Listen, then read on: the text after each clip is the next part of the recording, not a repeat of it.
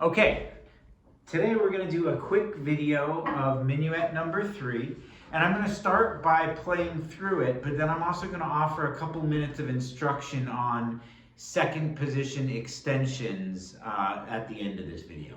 So stick around if you want to see some practice tips for how to approach this. Great.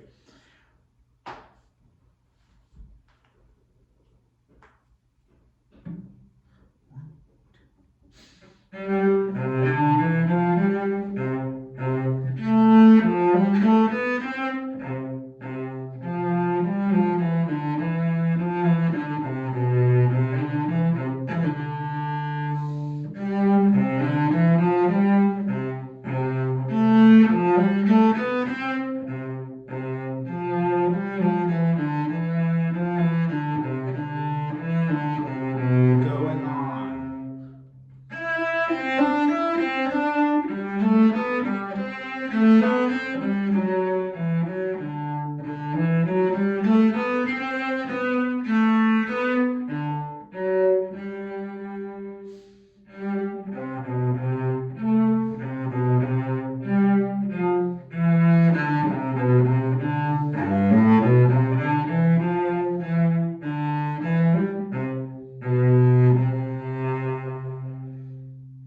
Great. Now I didn't do the repeats there. Obviously, on both the first and the second endings of each half,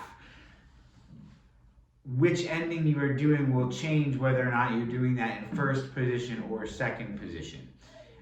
For example, on the second ending of the first half, you're going to shift to second position on 2-1-2 there so that you're well set up for the extended second position in measure 17. And likewise, you're going to end the first ending on 2-1-2 because you're going back to that same section. When you end the piece all together, second ending of the second half, you'll be able to stay in first position 4-3-4 there as needed. Cool. So I wanted to call out just a couple of things for my students that are working on this right now. First half. The first half is pretty easy. The only thing I want you to think about and make sure that you're doing is when you cross to these G string notes, I want you to make sure that you're lifting your arm and getting over on top of that string to get that good rich connection with your left hand to give you good tone on the G string. So if you're not careful and you don't really get all the way into the string, right? If you don't get the string all the way down, you can get those not great tones in there. In the second half, I want to talk a little bit about an extension exercise here. So when I go to measure 17,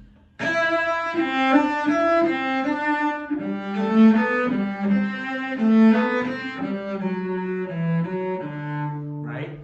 The thing that I like to practice with my students on this part is Mary Had a Little Lamb here. I usually do 4-2-1-2-4-4-4, and it allows me to practice staying in this extended position where my 1 is now on a C natural instead of a C sharp, right? And it sounds something like this.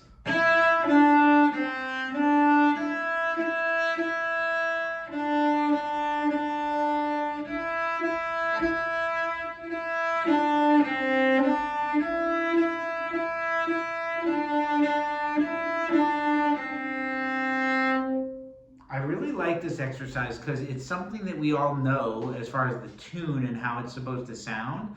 And it's something we can practice hopefully without any written music, which is allowing us to really lock into the pitches and what they sound like.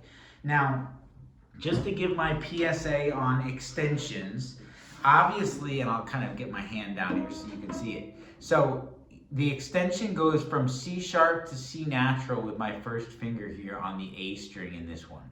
And so you want to do that as I'm showing you without moving any of the other fingers. In a perfect world, you could do, something like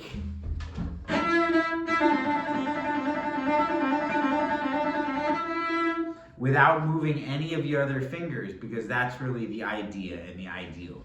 Now, you'll want your thumb to be right behind your second finger here. Make sure it doesn't get left behind up in first position place, or else that extension is going to be really hard to get all the way up to an E natural fourth finger as written there. Okay? So after you do this one a couple times, I want you to try doing the same thing, slightly taking your thumb off of the neck. Not like waving it around or up here or anything like that. Just like a couple centimeters off the back of the neck of the instrument. See if that helps your extension.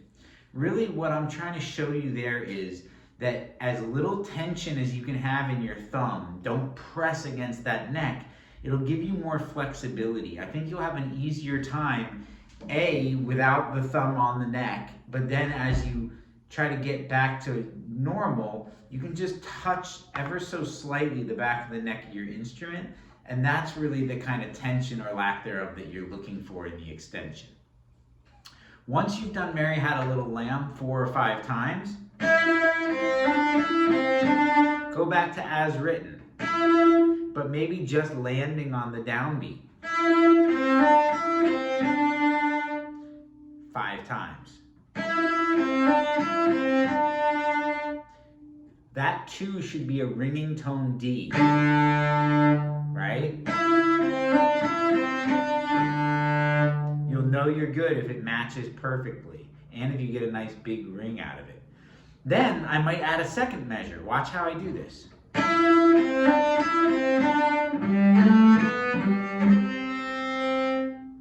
Again, should be getting a big ringing tone out of that. So I did 1 measure, then I'm doing 2 measures. Now I'm going to do the whole line.